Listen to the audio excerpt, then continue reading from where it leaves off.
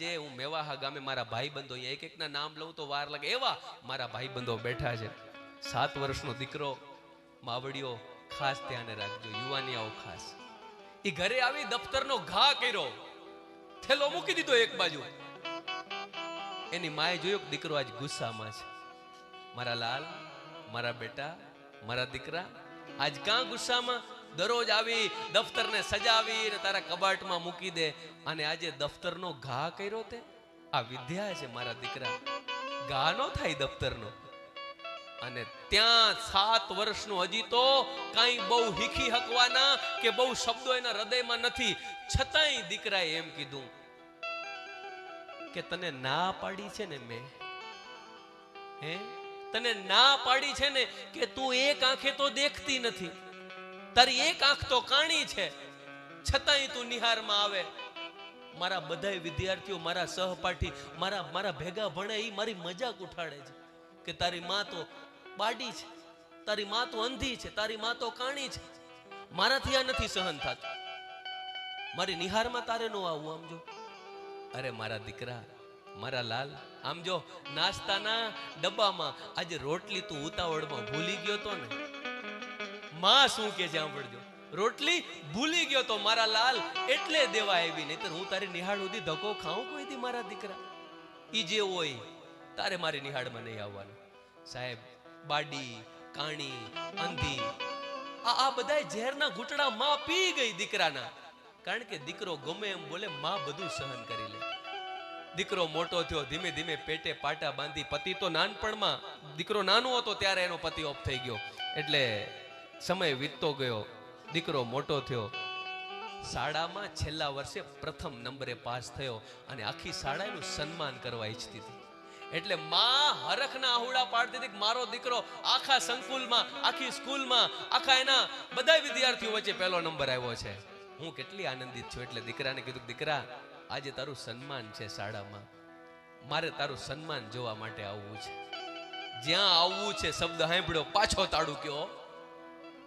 તને ના પાડી છે ને, તારી એક આંખ તો છે નહીં, તું એક આંખે બાડી છે, તું પાછી નિહાળમાં આવીશ તો વળી મારે ડખા થાય. બધા વચ્ચે મારી બાર ધજાગરા ઉડશે, તું નો આવતી, તું નો આવતી. સાહેબ, 2-3 વખત કાણી શબ્દ સાંભળ્યું, તું નો આવતી. કીધું માને ધક્કો દઈ દીધો હોય એવો ભાવ હૃદયમાં, પણ મેં કીધું ને, બુદ્ધિ કરતા હૃદય છે વધારે વિચારે છે.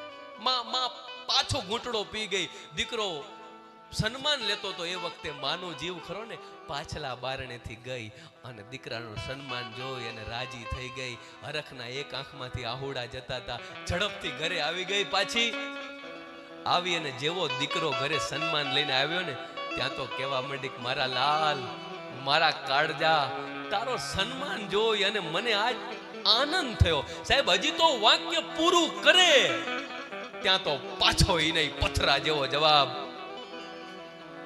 તને સમજ નથી પડતી કે તું સમજવા તૈયાર નથી? તું કાણી છો, તું બાડી છો, તું અંધી છો, તારે નો આવવાનું હોય. બધા વચ્ચે પાછી બેઇજ્જતી કરાવવા પહોંચી આવીને. સાહેબ, માં ત્રીજી વારે આ ઘોટડો પી ગયો. હવે સાંભળજો, દીકરો મોટો થયો, લગ્ન થયા, અને વહુ આવી. વહુ ઘરે આવી, અઠવાડિયો 15 દી, મહિનો તો કાઢ્યો. એટલે એક દિવસ બે પતિ પત્ની બેઠા હતા ને કે સાંભળ્યું, બોલો. ઈ કે આ આખું ફળિયો મેણા મારે છે, તારી હાહુ કાણી છે, તારી હાહુ એક આંખે કાંઈ દેખતી નથી. આવી હાહુ, આવી બાડી હાહુ. આપણે શહેરમાં જતા રહી, માથી દૂર. સાહેબ, વહુની વાતમાં આવી અને દીકરો માને કે સાંભળ, હવે આ બધું સહન નથી થતું જાજુ, તું અહીંયા રે, અમારે શહેર જતું રહેવું છે. મારા દીકરા, તું જતો રહીશ પછી હું એકલી, ઈ તારે વિચારવાનું, મારે શહેર જેવું. સાહેબ, પતિ પત્ની બે શહેર તરફ રવાના થયા. આ બાજુ માએ ફરી વખત હૃદય ઉપર પથ્થરો રાખી બધું સહન કરી લીધું. સમય જાય છે, વાત કરું તો વાર લાગે, ટૂંકામાં કહું કે થોડા વર્ષો પછી દીકરો અને દીકરી, પતિ પત્ની એના સંતાન સાથે જીવન કાઢે છે. આ બાજુ આ ઘરડી માને કોઈ કીધું કે એ મૂર્ખ, કોક દી શહેરમાં આંટો તો દઈ આવ, તારો રાજકુમાર જેવો પૌત્ર અને પરી જેવી પૌત્રી ત્યાં આંગણિયામાં રમે છે. કોક દી આંટો તો દયાવ. સાહેબ, માની મમતા ઉમળકો થાય. પૌત્ર પૌત્રીને મળવાનું, દીકરા અને વહુને જોવાનું, પણ પેલો શબ્દ કે તું નો આવતી, તું કાણી છો, તું હામે નો આવતી, આ ખટકા કરે એટલે માં જઈ હકી નહીં. પણ ધીરે ધીરે માને એમ થયું કે હવે જીવી એટલું જીવી નહીં, હવે જેટલું વ્યતીત થયું એટલું હવે જીવાશે નહીં. એટલે એક દિવસ કઠણ કાળજું રાખી આજુબાજુમાંથી કોઈક પાસેથી દીકરાનું સરનામું લઈ પૂછતી શહેરના અલગ અલગ બંગલાએ ભટકાતી માઈ બંગલા પાસે પહોંચી. અને ઈ બંગલાની સામે ફળિયામાં આંગણિયામાં દીકરો અને દીકરી એટલે કે પૌત્ર ને પૌત્રી રમતા જોયા ને માએ ગડગડતી દોટ મૂકી. અરે ભલા માણા, હજી તો પૌત્ર પૌત્રીને બથ લેવા જાય ત્યાં તો વહુ જોઈ ગઈ, ખાહુ આવી ગઈ એટલે પાછી તાડુકી અહીંયા આવી પહોંચી તું અડતી નહીં. અને 150 સાહેબ આ વહુના શબ્દો સાંભળી પેલો એનો પતિ છે એ બહાર આવ્યો અને આવીને પાછો એ જ તોફાન કે તારે નાક જેવું કાંઈ હોય એવું લાગે છે. એક દીકરાના શબ્દો માને કેટલા વેધક ભેરા લાગતા. તને શાળામાં ના પાડી, તને સન્માનમાં ના પાડી, તને ફળિયામાં અમને તકલીફ થતી હતી, તું શહેર સુધી પહોંચી આવી. સાહેબ, સંતાનોને પોતાના પૌત્ર પૌત્રીને મળ્યા વિના માં ઝેરનું ઘૂંટડું ભરી અને પાછી ગામડે આવી ગઈ. હવે આ બાજુ એક દિવસ નથી નીકળતા માવડીઓ, હવે એક દિવસ નથી નીકળતો. એટલે એક દિવસ તબિયત હાવ ખરાબ થઈ ગઈ. 2 દી 3 દી નીકળે તો નીકળે. આવી પરિસ્થિતિમાં માં ગામના મુખીએ, ગામના સરપંચે પત્ર લખ્યો એના છોકરાને કે સાંભળ, તારી માં હવે કદાચ 2 દી કાઢે તો કાઢે. આટલો સમય જે થયો એ મને ખબર નથી. તારી માં 2 દી 3 દી કાઢે તો સમય છે. પોતે ઘોર થાય છે. માની વાત છે ને મારા વાલા. 2 દી કાઢે તો કાઢે. સાહેબ, આ બાજુ માં છે એ પ્રાણ એના નીકળી જાય ખોડિયામાંથી. દીકરો વાર કરી લે છે, મોડું કરી લે છે. પછી માની મમતાથી નહીં પણ મુખીના સરપંચથી એમ થયું કે હું આંટો દઈ આવું, નહીતર મારું ખરાબ લાગે. એ ઘરે આંટો દેવા આવે અને ફળિયું બંધ જોયું, ડેલો બંધ જોયો, કમાડ બંધ જોયા. મુખીને પૂછ્યું કે માં, કે તારી માં તો મરી ગઈ.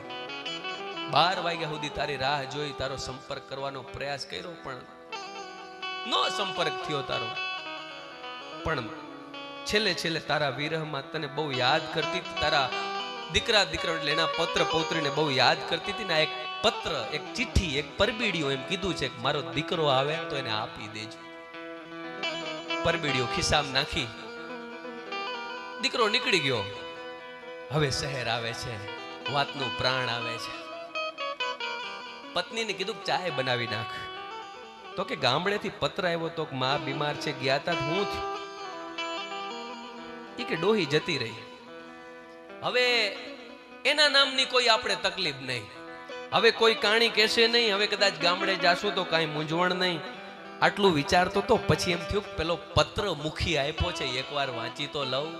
હવે મારા યુવાનો જે પોતાની માને પ્રેમ કરે છે, જેને માં પ્રત્યે ભાવ છે, એ સાંભળજો. એ આંધળી માં, એ એક આંખે ન દેખતી માં દીકરા માટે વહાલ ભર્યો પત્ર કેવું લખે છે. પત્ર જ્યાં ચાયની રકાબી હાથમાં લઈને ખોલે છે ત્યાં તો વહાલ ભર્યા શબ્દો છે. મારા દીકરા, મારા લાલ, મારા કાળજા, તારી યાદમાં એક દિવસ નથી નીકળતો. ઘણી કોશિશ કરી માત્ર મારા પૌત્રને, મારી પૌત્રીને જોવા માટે, પણ ખબર નહીં મારી ક્યાં ભૂલ રહી ગઈ હશે કે હું એના દર્શન માંડ કરી હકી. વહાલપથી એને ભેટવા માંગતી હતી, નો કરી હકી હું. પણ સાંભળ, હવે વાત સાંભળજે મારા લાલ. તું નાનો હતો, 2 વર્ષનું 3 વર્ષનું, ખાટલા ઉપર સુવડાવ્યો અને કોઈ કારણસર મારા લાલ તું ખાટલા ઉપરથી પડી ગયો. પડતાની સાથે તારી એક આંખ હાલી ગઈ મારા લાલ. દર ભટકી, તને એક આંખ વાળો જોઈ નહોતી હકતી. મારો લાલ, મારો કાળજાનો એકનો એક દીકરો, અને એ એક આંખ વાળો ક્યાંય ચેન નહોતું પડતું. તારા પપ્પાએ જે કાંઈ મિલકત બચાવી હતી બધી વાપરી નાખી. દવા, દુઆ, ડોક્ટર બધું કર્યું મારા લાલ.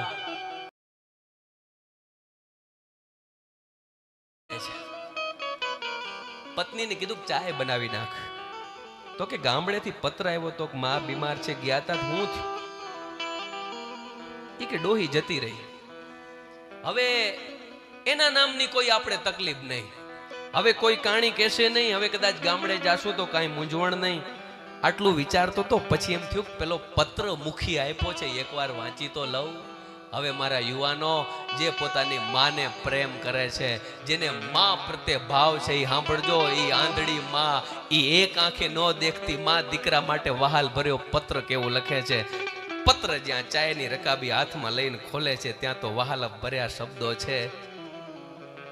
મારા દીકરા, મારા લાલ, મારા કાળજા, તારી યાદમાં એક એક દિવસ નથી નીકળતો.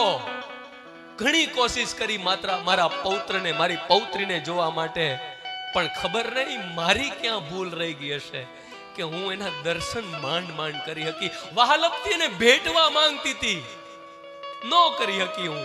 પણ સાંભળ, હવે વાત સાંભળજે મારા લાલ. તું નાનો હતો, 2 વર્ષનું 3 વર્ષનું, ખાટલા ઉપર સુવડાવ્યો અને કોઈ કારણસર મારા લાલ તું ખાટલા ઉપરથી પડી ગયો. પડતાની સાથે તારી એક આંખ હાલી ગઈ મારા લાલ. દર ભટકી, તને એક આંખ વાળો જોઈ નહોતી હકતી. મારો લાલ, મારો કાળજાનો એકનો એક દીકરો, અને એ એક આંખ વાળો ક્યાંય ચેન નહોતું પડતું. તારા પપ્પાએ જે કાંઈ મિલકત બચાવી હતી બધી વાપરી નાખી. દવા, દુઆ, ડોક્ટર બધું કર્યું મારા લાલ, તારી આંખ હાજી નહોતી થતી. મેં પૂછ્યું કોઈને કે છે કોઈ ઉપાય? કોઈ કે કીધું ફલાણા ડોક્ટરનો સંપર્ક કરો. ખર્ચો બહુ છે દીકરા, બહુ ખર્ચો હતો ને ત્યારે મેં છેલ્લે તારા બાપની નિશાની, મારો મંગળસૂત્ર વેચી નાખ્યો તારી એક આંખ માટે થઈ. નો કરી હકો આંખને હમી ડોક્ટર. પણ ત્યારે છેલ્લે કોઈએ એક કીધું કે એક શહેરથી દૂર એક બહુ જ પ્રખ્યાત ડોક્ટર છે, ઈ આનું કામ કરી શકશે, આંખ પાછી લાવી શકે એવું છે. માં ગડગડતી દોટ મૂકી દીકરાને કડમાં તેડી અને ડોક્ટર પાસે જઈને કે ડોક્ટર, મારી જાત વેચી નાખું ને તોય ઓછી પડે, તમારાથી થઈ શકે એમ હોય તો મારા લાલની આંખ હમી કરી દો. ડોક્ટરે કીધું કે માજી એક જ રીતે થાય એમ છે, તમારી આંખ જોઈને આપી દો ને.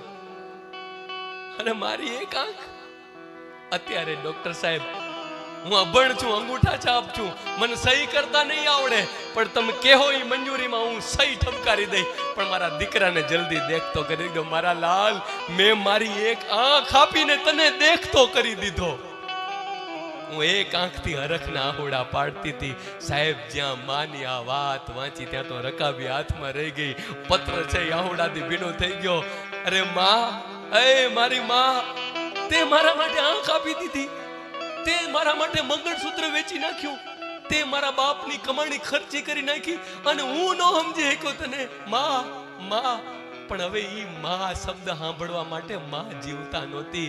એટલે કહું છું મારા બાપ, જ્યાં સુધી માવડીઓ જીવતી છે ને ત્યાં સુધી એની કદર કરી લેજો. મરી ગયા પછી તો જગતની કદાચ તમે એના માટે ગમે એટલું કરશો તોય તમે એનું, કારણ કે ઘણીવાર શાસ્ત્રો એમ કહે છે કે તમારા શરીરના ચામડા ઉતરાવીને જોડા પહેરાવો તોય માનું ઋણ ચૂકવી શકો નહીં. ઈ માવડીઓને વંદન કરી. એકવાર મારી જેટલી માવડીઓ અહીં બેઠી છે એના માટે 2 હાથ ઉપર કરી અને તાળીઓ. એના ઋણમાંથી જગતની કોઈ તાકાત મને તમને બહાર લાવી શકે એમ નથી મારા બાપ. શું કામ ખબર છે કે સાહેબ આ દુનિયામાં મોંઘું લોકર કદાચ તમે રૂપિયા એમાં હાચવી શકો, પણ આ દુનિયાની એક માત્ર એવી બેંક હોય જે તમારા દુઃખો જમા કરી શકતી હોય તોય તમારી માં છે. માંથી મોટી બેંક આ જગતમાં કોઈ નથી જે તમારા દુઃખો હાચવી શકે. એટલે જ્યાં સુધી માં છે, જ્યાં સુધી એનો ખોડો છે. હું ઘણીવાર મારા કાર્યક્રમોમાં કહી ચૂક્યો છું કે તમે થાક્યા હો, તમે હારી ગયા હો, તમે ધંધામાં નફો કે નુકસાન કર્યું હોય, ઘરેથી તમે બહાર જઈ આંટો મારી જગતમાં તમારો કોઈ સાથ ન આપે, ત્યારે તમે ફરી અને પાછા આવી અને ખાલી માના ખોડામાં માથું મૂકો. માં 50 વર્ષની હોય કે 70 વર્ષની હોય કે 35 વર્ષની હોય, માના ખોડામાં માથું મૂકી અને ખાલી એમ કહો ને કે માં તમારા દુઃખોને આમ જડબા ઉપર હાથ રાખીને તમારા દુઃખો છીનવી લે, એ માના શબ્દોની, માના આશીર્વાદની તાકાત છે. એટલે આજે આ જેટલા માવડીઓના પોસ્ટર છે એ બધી માવડીઓને હું વંદન કરું છું કે તમે એવા સંતાનોને જન્મ આપ્યો છે જેને રામ મંદિરની પ્રતિષ્ઠા મહોત્સવનો આવો સારો વિચાર આવ્યો છે. મારા બાપ, આ ઈ સમાજ છે સાહેબ. હંમેશને માટે હું કહું છું, ઘણી વખત નાનું કામ હોય, મોટું કામ હોય, દ્રાક્ષ વાળો દ્રાક્ષ વેચતો હોય ને તો એનાય બે ભાગ કરે. જુડામાં હોય ઈ પાકી હોય, કાચી હોય, પણ એનો ભાવ વધારે હોય. અને જે છૂટી પડી ગઈ હોય ગમે એટલી મીઠી હોય છતાંય એ સસ્તી હોય. કોઈ પૂછે કે આમાં ફરક કેમ છે, તો કે ભાવ બેમાં એટલે ફરક છે કે આ જુડામાં છે. જ્યાં સુધી સમાજની સાથે રહેશો, ધર્મની સાથે રહેશો, ત્યાં સુધી મોંઘા છો, બાકી અડધી કિંમતે નહીં આવે. મારી માવડીઓને ખબર છે કે હાવરણી છે ને એ દોરીથી કે વારીથી બંધાયેલી હોય ને ત્યાં સુધી તમારી ઓહરીનો, તમારા મકાનનો, તમારા આંગણાનો, તમારા ફળિયાનો કચરો સાફ કરે. પણ જ્યારે ઈ હાવરણી દોરીમાંથી, વારામાંથી છૂટી થઈ જાય ને ત્યારે ખુદ કચરો થઈ જાય. એટલે બંધાયેલા રહેશો ને તો મજબૂત રહેશો મારા બાપ. આજના આ દોરમાં મેં ફરીથી કીધું એમ, હું કરુણ રસનો કલાકાર નથી, પણ મને એટલી ખબર છે કે આજે આ સ્ટેજ ઉપર હું બોલું છું તો એ ફક્ત ને ફક્ત મારી માની મહેનતના કારણે બોલું છું. એટલે માની ગમે એ વાત કરવી મને કાયમ ગમે. કારણ કે હું માત્ર 8 વર્ષનો હતો અને મારા પપ્પા એક્સપાયર થઈ ગયા. પછી માએ ખૂબ મહેનત કરી, મજૂરી કરી, બેય ભાઈઓને ભણાવ્યા છે, બેય ભાઈ સરકારી નોકરી કરી છે. એના ઋણમાંથી ક્યારે મુક્ત થઈ શકીએ મારા વાલા? એટલે સાહેબ, એટલે ગામડે ગામડે આ ફેફસા ફાડીને માની વાતો કરીએ છીએ કે આજે સાહેબ જ્યારે તમારી પાસે સમય આવે, કોક દિવસ જાજો, શરમ આવશે. મેં કાલે, હું કોઈની ટીકા નથી કરતો, મેં કાલે